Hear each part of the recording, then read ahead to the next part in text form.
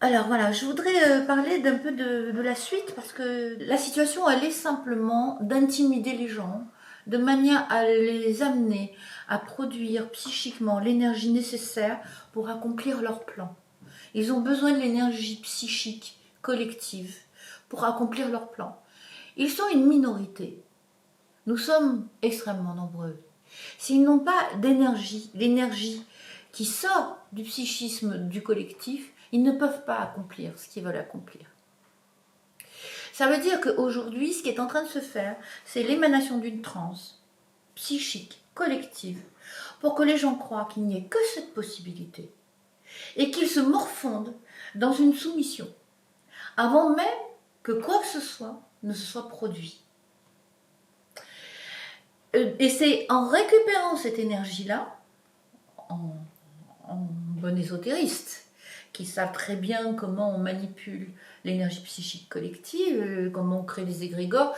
À chaque fois que un changement du monde a été initialisé par les élites, ils ont d'abord créé des égrégores psychiques dans le collectif pour pouvoir récupérer cette énergie-là et pouvoir ensuite agir avec. On ne peut rien faire sans énergie. Or, pour faire des changements très importants, il faut beaucoup d'énergie. C'est ce qui s'est passé au moment du 11 septembre. Au moment du 11 septembre, je dirais que c'est ce qui a lancé vraiment, je dirais, le 21e siècle. Qui est que d'un coup, en une journée, ils ont créé un égrégore monumental comme on n'avait jamais encore créé ça sur la planète Terre. C'est-à-dire qu'ils ont amené des milliers de millions de gens sur la planète Terre à penser, à éprouver et à croire à la même chose à la même minute.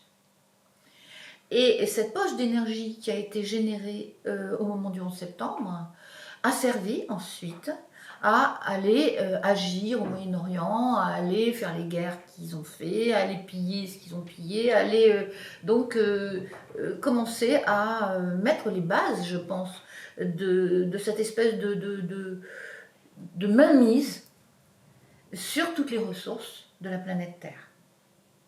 Donc c'est un plan de voyou, quand même, on peut quand même le dire. Mais c'est stratège, hein, c'est-à-dire qu'en vérité, c'était le coup d'envoi.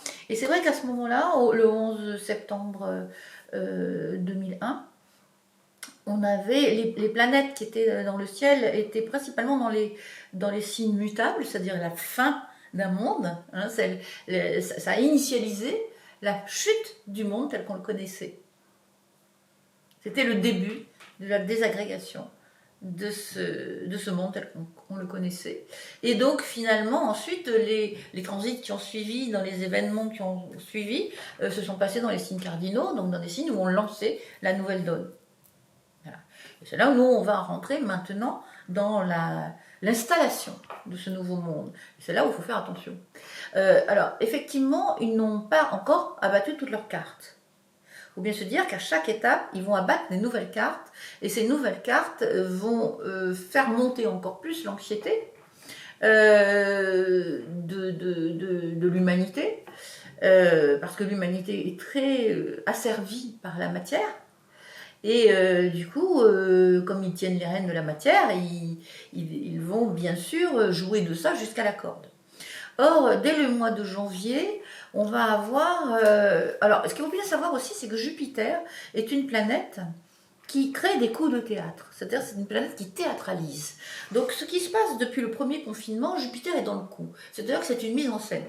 C'est une mise en scène mondiale qui... c'est comme si on montait une espèce de décor, en fait, de situation théâtrale, mais à une échelle mondiale, et on fait croire à tout le monde que c'est vrai. C'est de la télé-réalité, mais à une échelle mondiale, donc c'est un grand coup quand même. Et voilà. Et ce qui va se passer, c'est que donc en 2021, dès le mois de janvier, ça va être très très très chaud. Parce que Saturne, donc bien sûr, va se mettre au carré d'Uranus. Donc il va y avoir ce conflit entre l'ancien monde et le nouveau monde, mais en même temps, cette association d'énergie est une association assez tyrannique et assez tyrannisante. À ce même moment, Mars va aussi venir s'installer. Alors, je voudrais vous montrer ça, parce que c'est vraiment très important ce qui va se jouer. Par exemple, le 21, je voudrais vous montrer ça. Voilà, le 21 janvier. Le 21 janvier, je vous pose là. Le 21 janvier, nous avons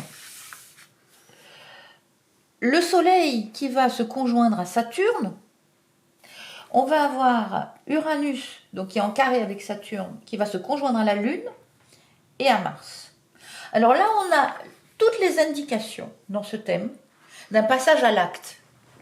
Pourquoi passage à l'acte? Parce que pour ceux qui ne comprennent pas l'astrologie, je vais donner quand même 2-3 informations astrologiques pour qu'on puisse comprendre. Dans les thèmes, on a des planètes lentes, on a des planètes très rapides et on a aussi des planètes qui sont entre deux. Les planètes lentes donnent le ton de la transformation qui est proposée au collectif. Les planètes rapides vont permettre les événements et les lunaisons là-dessus vont permettre la crête des événements, c'est-à-dire les événements essentiels. C'est-à-dire le Soleil, l'animus, et la Lune, l'anima. Donc on est dans le yin et le yang, qui sont les deux pôles de fertilité. Les aspects qu'ils forment ensemble permettent la manifestation, donc la création, c'est comme si on mettait au monde des événements et des situations. Donc on est vraiment dans la crête de la manifestation. Or, dans la configuration qui se passe le 21 janvier, nous avons les planètes lentes qui forment un décor, Saturne, carré Uranus, donc l'ancien qui fait un bras de fer avec le nouveau. Uranus en taureau qui dit le vivant, le taureau c'est le vivant, aspire à se libérer de ce qui le contraint ou de ce qui le dévie. Donc Uranus en taureau dit, est-ce que la Terre va arriver à se libérer de ses contraintes? Saturne en Verseau, c'est aussi toute le côté technologique des outils de contrôle. On peut dire que quand les planètes sont en aspect dissonant les unes avec les autres, c'est pas le plus beau côté de leur être qui va, enfin de leur énergie qui va s'exprimer. Donc ce carré est vraiment un carré de tension entre l'ancien et le nouveau. Mais le fait que Mars vienne se conjoindre à Uranus, donc se mettre au carré de Saturne, Mars qui est la planète qui agit, on en a parlé déjà plusieurs fois, Mars est la planète qui agit, et donc le 21 janvier 2021, Mars se retrouve conjoint à Uranus au carré de Saturne, donc on est devant, à mon avis, une action qui est assez divisante, assez attaquante et assez violente. Violente dans un sens violée. C'est pas juste violente dans un sens... on s'énerve. C'est violente dans un sens violer, transgresser le vivant. Mars en taureau, conjoint Uranus, c'est transgresser le vivant. Et le fait que la Lune soit conjointe et que ça fasse un carré au Soleil, en fait, on a vraiment les 3 couches en fait, du thème qui sont partie prenante du conflit qui va émerger, qui va se mettre en place le 21 janvier. Qui me semble être une date butoir, une date extrêmement importante par rapport à une bascule et par rapport à un bras de fer, je dirais guerrier, on va le dire comme ça. C'est comme si à ce moment-là, ils allaient faire quelque chose qui était vraiment une attaque. Là, la guerre, elle va commencer. Le coup d'envoi est là. Elle va commencer dans le sens où elle va faire basculer le monde. Pour l'instant, l'ancien monde est toujours là. On continue à fonctionner selon l'ancien monde. On a des maisons, on va au supermarché, on a une voiture. On fait notre petite vie au quotidien, qui finalement, même s'il y a de l'angoisse dans l'air, malgré tout, notre quotidien matériel reste conforme à l'ancien monde, à ce que nous avons connu. Donc pour l'instant, corporellement, nous ne sommes pas en insécurité. Nous sommes en insécurité psychique, mais nous ne sommes pas en insécurité corporelle. Et j'ai l'impression que Mars, Uranus, Lune en taureau va créer un événement qui va faire basculer la sécurité matérielle du vivant. Et c'est à ce moment-là qu'il va y avoir une vraie bascule. Donc, moi, j'ai envie de dire qu'à ce moment-là, c'est là comment nous allons tous réagir. Tous. On va tous être interrogés pour réagir. Tous les gens qui pensent que ce qui est en train de se passer, ce n'est qu'une petite épidémie qui est mal gérée par comment dire, des élites corrompues, etc. Je pense qu'ils vont commencer à voir que le plan est bien plus vaste que ce qu'ils pouvaient penser, ou ce qu'on avait bien voulu nous faire croire. Voilà. Donc cette bascule-là, elle est vraiment très très importante. Et dès le mois de janvier, février, là le monde va passer dans une autre dimension qui peut... on parle beaucoup de grand reset, mais le grand reset, qu'est-ce que ça veut dire? Ça peut être aussi le grand reset dans les deux sens, c'est-à-dire dans un sens de bascule, bien sûr, de la façon dont on va gérer notre matière. La façon dont on va gérer notre corps, mais dans le vivant, dans le monde vivant, tel qu'on l'a vu se vivre au niveau par exemple des organisations tribales archaïques, primordiales, au niveau des tribus. En fait, on se rend compte que finalement, ces tribus n'ont pu traverser les âges que parce qu'il y avait de la solidarité entre eux. Et la solidarité, c'est le moyen de pouvoir coexister dans une nature avec laquelle il vaut mieux se mettre en accord plutôt que de se mettre contre. Ce que le monde des élites prédatrices, on va dire pilleuses, prédatrices, c'est-à-dire qui amassent la richesse pour eux, et donc ils ne la partagent pas. Le comportement par rapport au vivant est un comportement de conquête, c'est un comportement d'aliénation, c'est un comportement de pillage. C'est pas un comportement de partage des richesses. Et c'est là que l'humanité va être devant son plus grand défi. Parce que, instinctivement, le corps, il a peur d'être anéanti. Et comme ils connaissent parfaitement les élites de ce monde, ils connaissent parfaitement les ressorts psychiques de l'humain, ils savent très bien comment on amène les humains à faire certaines choses, à penser certaines choses. Je ne parle même pas des armes qui agissent sur le psychisme, par les ondes, etc. Ils ont énormément d'outils pour agir. Aujourd'hui, il y a beaucoup de technologies qui ne sont pas encore bien connues par tous, mais qui agissent au niveau psychique, sur la façon de faire monter l'agressivité ou de faire monter la dépression, etc. Donc, on sait très bien induire au sein du collectif des états d'âme, des états d'être, des comportements, etc.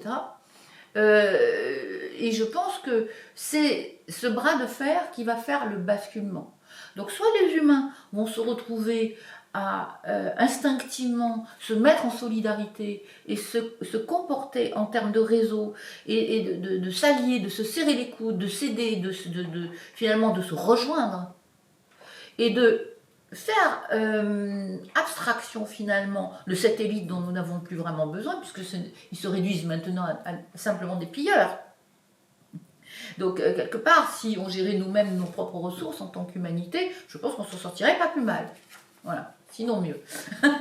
Mais je pense qu'on est arrivé à ce seuil où il est temps de se dire que finalement, nous pouvons devenir adultes en tant qu'humanité, c'est-à-dire nous pouvons gérer.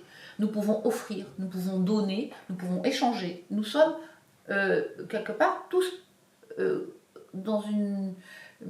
d'égal à égal, c'est-à-dire dans une solidarité fraternelle. Voilà. On est en train de sortir d'un système élitiste où il y avait les pères, où il y avait les maîtres, où il y avait ceux qui étaient plus que les autres. Et ceux qui ne savaient pas et qui pouvaient se soumettre parce qu'ils ne savaient pas. Comme les enfants. En fait, on est en train de sortir de l'enfance de l'humanité. Et on est en train d'être invités à devenir des adultes, c'est-à-dire à sauter du nid pour aller nous-mêmes apporter ce qu'on sait faire et l'échanger avec autrui. Voilà, c'est la bascule très vertigineuse qui se profile au tout début de 2021. Et les premiers mois de 2021 vont être très, très, très anxiogènes pour l'humanité entière. Ça va faire le deuxième gros choc. Mais là, c'est un choc corporel. Donc ça va agir sur tous les ressorts de l'être mortel et de sa peur d'être anéanti. Et est-ce que l'être mortel va se comporter comme un loup pour ses semblables, ou est-ce qu'il va se comporter dans la solidarité? C'est peut-être le défi sur lequel nous allons vraiment nous retrouver concrètement.